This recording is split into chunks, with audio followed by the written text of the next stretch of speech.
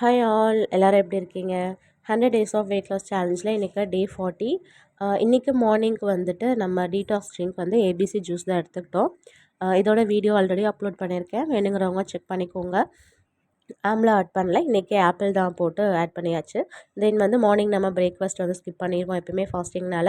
So இன்றைக்கி afternoon ஒரு 12:30 போல் rice, தென் வந்து soya chunks minimal oil use பண்ணி லைட்டாக ஃப்ரை பண்ணியாச்சு, அதான் எடுத்துக்கிட்டேன். தென் குருமா வச்சுருந்தேன், ஸோ அதில் காலிஃப்ளவர் மட்டும் காய் மட்டும் ஆட் பண்ணிட்டேன்.